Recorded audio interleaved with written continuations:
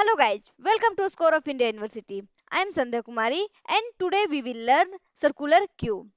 लेकिन अभी तक हम डेटा स्ट्रक्चर के इस वीडियो सीरीज में array, link list, stack and linear Q पढ़ चुके हैं एंड क्यू चैप्टर में भी हमने कोडिंग के साथ साथ double Q and Q implementation using stack भी पढ़ा है। तो आप उसका वीडियो मेरे डेटा स्ट्रक्चर के प्लेलिस्ट में सर्च कर सकते हैं। आज के इस वीडियो लेक्चर में हम पढ़ेंगे सर्कुलर क्यू। तो सर्कुलर क्यू होता क्या है? सबसे पहले क्यू होता क्या है? क्यू मेनली बेस्ड होता है फीफो पे, यानी कि फर्स्ट इन फर्स्ट आउट, यानी कि जो सबसे पहले आया है वही सबसे पहले आउट भी होगा। A circular queue is an extended version of normal queue. Normal queue का मीनिंग क्या है? Linear queue. यानी कि जो हमारा सर्कुलर क्यू है वो extended version of normal queue है। Last element of queue is connected to first element of queue. तो हमने लिनियर क्यू में पढ़ा था फ्रंट एंड रेयर पॉइंटर। तो फ्रंट एंड रेयर पॉइंटर हमने लिनियर क्यू में पढ़ा था, यहाँ पर भी हम फ्रंट एंड रेयर पॉइंटर को देखेंगे। फ्रंट एंड रेयर के हेल्प से ही हम insertion and deletion operation perform करेंगे। इंसर्शन को क्या बोलते हैं क्यू में? Enqueue. एंड डिलीशन को डी क्यू। तो last element of queue is connected to first element of queue. तो देखो ये हमारा फ्रंट जो डिनोट कर रहा है फर्स्ट एलिमेंट है, ये हमारा फर्स्ट एलिमेंट है एंड ये हमारा लास्ट एलिमेंट है। तो आप यहाँ पे देख सकते हो कि जो हमारा फर्स्ट एलिमेंट है वो लास्ट एलिमेंट से इस तरीके से कनेक्टेड है। The operations are perform based on FIFO principle. तो फीफो क्या है? फर्स्ट इन फर्स्ट आउट, यानी कि जो पहले आया है वो पहले आउट होगा। तो जैसे ये हमारा 10 सबसे पहले इंसर्ट किया गया होगा तो जो 10 है वो सबसे पहले डिलीट भी होगा, यानी कि 10 का इंसर्शन सबसे पहले हुआ था तो डिलीशन भी इसका सबसे पहले होगा। और डिलीशन किसके हेल्प से होगा? फ्रंट पॉइंटर के हेल्प से। इंसर्शन किसके हेल्प से हुआ होगा? रेयर पॉइंटर के हेल्प से। तो जो अभी रेयर पॉइंटर है वो करेंट में 50 को डिनोट कर रहा है, यानी कि ये हमारा है सर्कुलर क्यू जिसमें हमारा ये फर्स्ट एलिमेंट और जो ये हमारा लास्ट एलिमेंट है वो एक दूसरे से कनेक्टेड है। जो इसमें ऑपरेशन परफॉर्म होता है वो फीफो पे बेस्ड होता है। It is also called ring buffer, यानी कि इसे हम रिंग बफर भी कह सकते हैं। तो आप इस झूले को देख सकते हो, ये भी एक बहुत अच्छा एग्जाम्पल है सर्कुलर क्यू का। सर्कुलर क्यू में क्या है? यानी कि जो लास्ट एलिमेंट है और जो फर्स्ट एलिमेंट है वो एक दूसरे से कनेक्टेड होगा। तो इस झूले में आप यहाँ पर अगर इसे फर्स्ट मानोगे तो आप इसे लास्ट भी मान सकते हो, और यहाँ पर देखो ये दोनों एक दूसरे से इस तरीके से कनेक्टेड है। तो यहाँ पर ये सर्कुलर क्यू को रिप्रेजेंट कर रहा है। आप इस एग्जाम्पल में भी देख सकते हो, अगर हम इसे फर्स्ट कंसीडर करें तो देखो क्या ये हमारा लास्ट हो जाएगा? तो क्या ये एक दूसरे से इस तरीके से कनेक्टेड होगा? ठीक है, ये झूला भी हमारा सर्कुलर क्यू को रिप्रेजेंट कर रहा है। पिछले क्लास में हमने क्या देखा था कि अगर अब इसे हम लीनियर क्यू समझे तो इसमें क्या था कि हमारा जो फ्रंट है और जो रेयर पॉइंटर है वो दोनों इनिशियली किसको पॉइंट कर रहा होगा? -1 को, यानी कि जो फ्रंट और रेयर है इसमें -1 स्टोर हो रखा होगा। तो जैसे ही हम कोई एलिमेंट को इंसर्ट करवाना चाहते हैं, मान लो कि हमारे पास जो एलिमेंट है वो A B C D E, ठीक है, यहाँ पर 5 एलिमेंट इंसर्ट करवा सकते हैं तो 5 एलिमेंट है। तो मान लो कि अगर हमें फर्स्ट में एलिमेंट को इंसर्ट करवाना है तो सबसे पहले हमें दोनों को 0 करना होगा, यानी कि दोनों को इंक्रीज करना होगा। तो हमारा सी लैंग्वेज में क्या होता है कि जो हमारा फर्स्ट इंडेक्स होता है वो 0 से स्टार्ट होता है। तो देखो क्या हम यहाँ पर अब ए को इंसर्ट करवा सकते हैं? ठीक है, क्योंकि हमारा रेयर और फ्रंट दोनों हमारा पॉइंट कर रहा है 0th इंडेक्स को।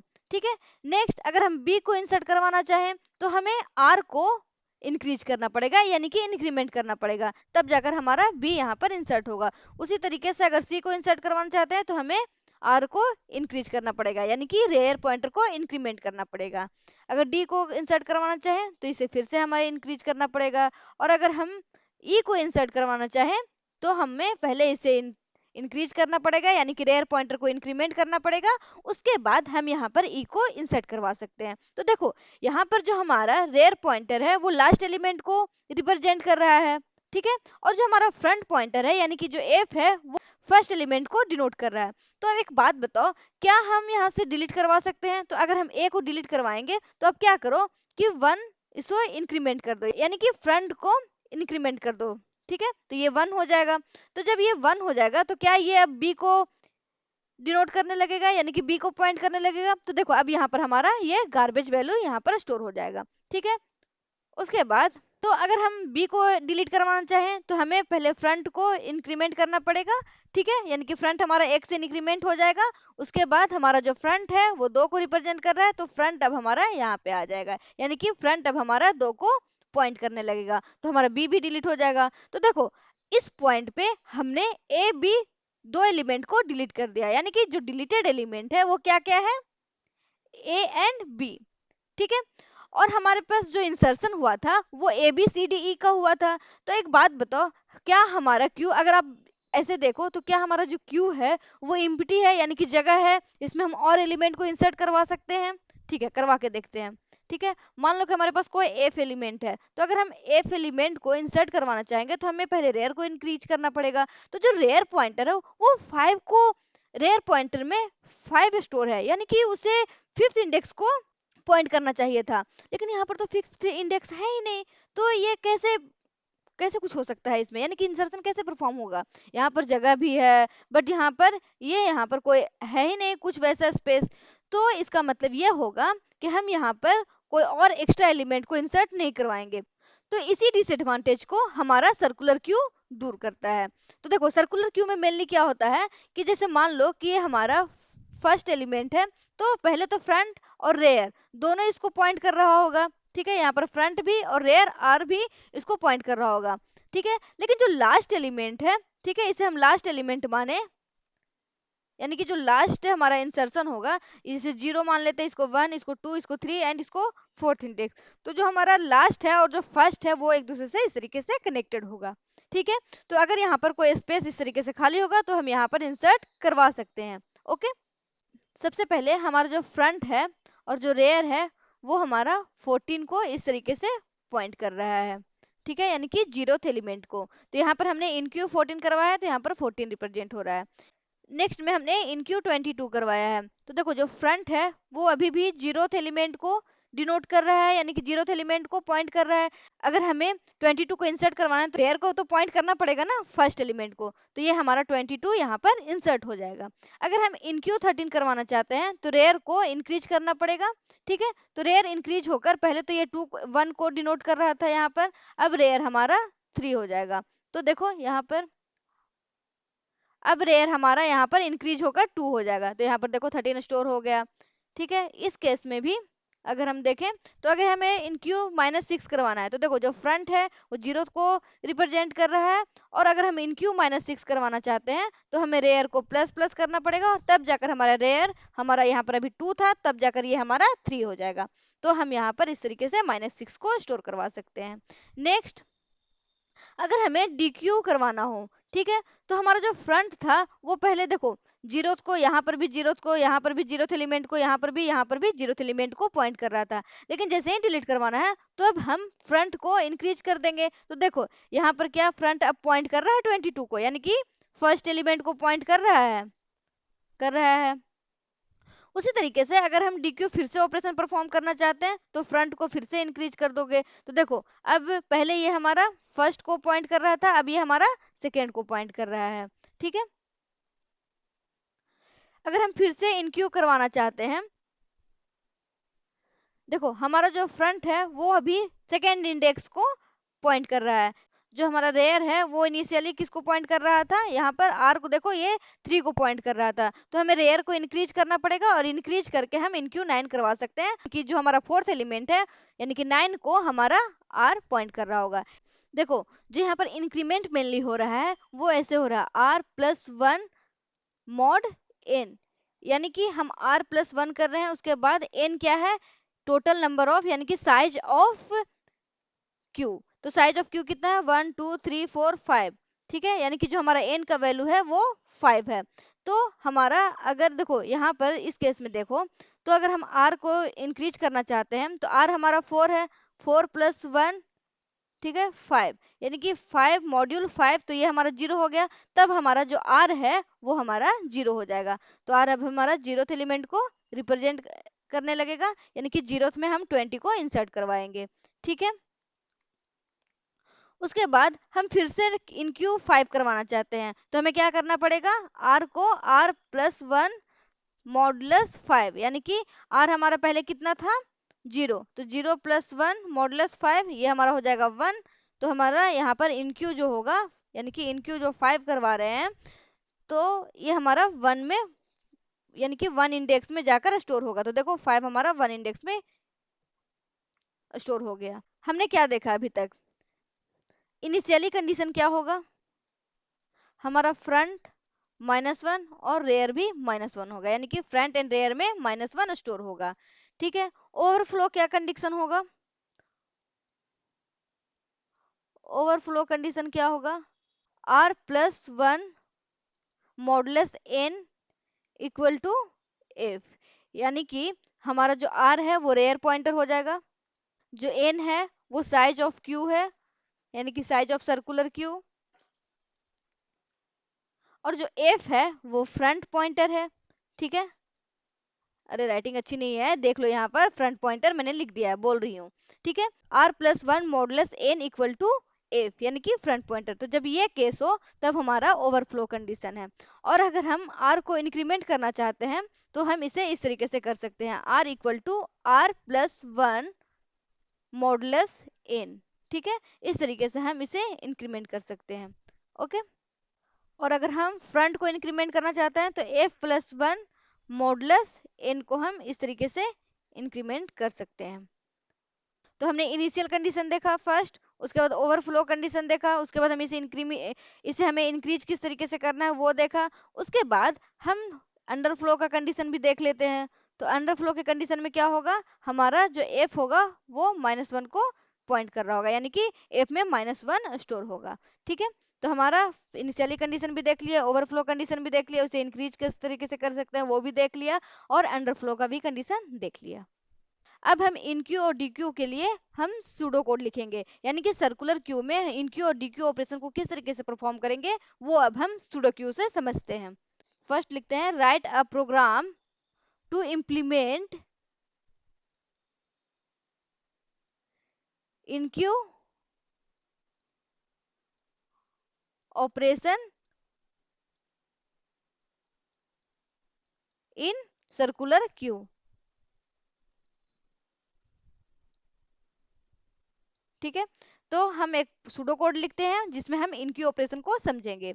सबसे पहले एक फंक्शन लेते हैं जिसमें हम क्यू एक क्यू एक एरे लेंगे, फ्रंट एंड रेयर पॉइंटर, उसके बाद जिस एलिमेंट को हमें इंसर्ट करवाना है उस डेटा एलिमेंट को लेंगे, तो जो x है वो डेटा एलिमेंट को डिनोट करेगा। ठीक है, q हमारा एक एरे होगा और जो f एंड r है वो हमारा फ्रंट एंड रेयर पॉइंटर है। ठीक है, साइज भी ले लेते हैं q का, तो जो हमारा साइज होगा q का वो n से डिनोटेड है, यानी कि size of circular q। Okay, तो स्टार्ट करते हैं। तो सबसे पहले हम चेक करेंगे ओवरफ्लो का कंडीशन। ओवरफ्लो का कंडीशन क्या था, अभी जस्ट मैंने बताया है, if r r+1 modulus n equal to f, तब ये हमारा कंडीशन होगा ओवरफ्लो का। तब आप यहाँ पर प्रिंट एफ करवा सकते हो ओवरफ्लो, और उसके बाद प्रोग्राम से बाहर आ सकते हो, यानी कि उसके बाद आप एग्जिट कर जाओ। ठीक है, लेकिन अगर ओवरफ्लो का कंडीशन ना हो तो हमें ये देखना है कि ये इनिशियल कंडीशन तो नहीं है। अगर इनिशियल कंडीशन हो तब क्या करेंगे, इफ r इक्वल टू -1 होगा तब हमारा इनिशियल कंडीशन होगा, तब हम क्या करेंगे, f प्लस प्लस करेंगे और r प्लस प्लस करेंगे, यानी कि हम यहाँ पर f और r दोनों को इंक्रीज करेंगे 1 से। अगर हमारा ओवरफ्लो का कंडीशन भी ना हो और इनिशियल कंडीशन भी ना हो तो हम क्या करेंगे कि हम इल्स लूप चलाएंगे, जिसमें हम r equal to r+1 modulus n, यानी कि r को इंक्रीमेंट करेंगे, और इसमें हम यानी कि q में हम उस एलिमेंट को स्टोर करवा देंगे, तब जाकर हमारा ये प्रोग्राम एंड होगा। इसमें हमारा सबसे पहले ओवरफ्लो कंडीशन था, उसके बाद इनिशियल कंडीशन था। ओवरफ्लो कंडीशन में क्या था, r plus one modulus n equal equal to F, और इनिशियल कंडीशन में r equal equal to minus one, यानी कि r में माइनस वन स्टोर किया हो, बिल्कुल जब हमारा q बिल्कुल एम्प्टी हो। और इस केस में हमने r को इंक्रीज किया, यानी कि r plus one modulus n, और उसके बाद हमने उसमें डेटा एलिमेंट को स्टोर करवा दिया। Okay okay, write a program to implement dq operation in circular Q.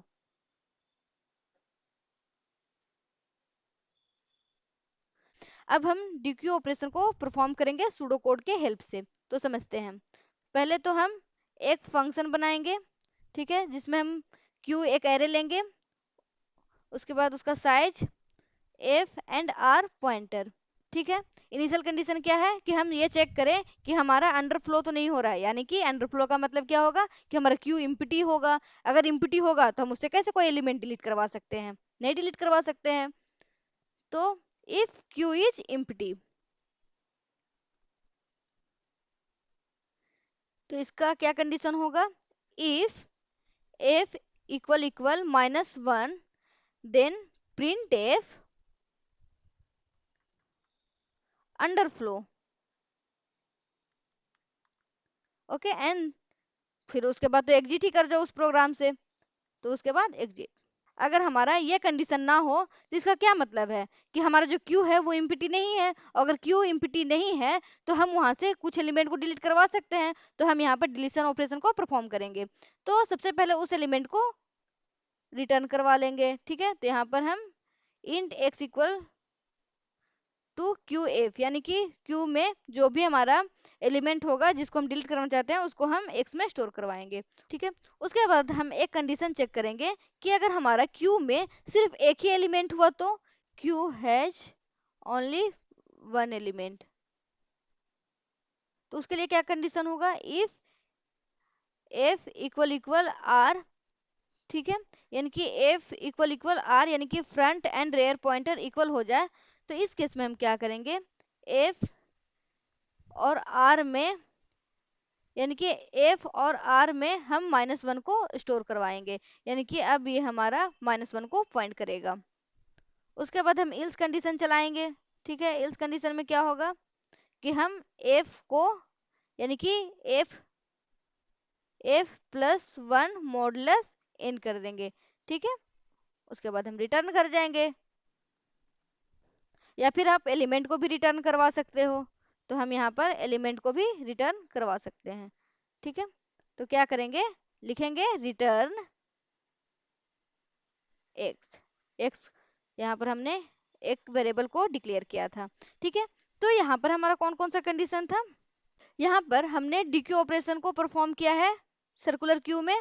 तो डीक्यू ऑपरेशन के लिए सबसे पहले हम एक फंक्शन लेंगे और उसमें ये कंडीशन चेक करेंगे कि अगर हमारा क्यू इम्पिटी हुआ तो हम अंडरफ्लो का कंडीशन को एग्जीक्यूट करेंगे, यानी कि F equal equal to minus one हमारा क्यू इम्पिटी है या नहीं है उसको बताएगा। अगर ये कंडीशन नहीं हुआ तो हम ये चेक करेंगे कि हमारा क्यू में सिर्फ एक ही एलिमेंट तो नहीं है, तो उस केस में हम एफ और आर दोनों को माइनस वन पॉइंट करेंगे, यानी कि एफ और आर में माइनस वन को हम स्टोर करवाएंगे। उसके बाद अगर ये कंडीशन भी ना हो, यानी कि हमारे क्यू में सम एलिमेंट्स हो, उस केस में एफ इक्वल, उस केस में हम एफ को इंक्रीमेंट करेंगे, कैसे, F equal to F plus one modulus N. उसके बाद हमें एक्स को रिटर्न करवा देंगे। यहाँ पर कंफ्यूज नहीं होना, जो क्यू है वो एक एरे है, एन है size of circular queue, F है फ्रंट पॉइंटर जो यूज होता है डिलीट ऑपरेशन को परफॉर्म करने के लिए, और जो हमारा आर है वो रेयर पॉइंटर होता है जो यूज होता है इंसर्शन ऑपरेशन को परफॉर्म करने के लिए।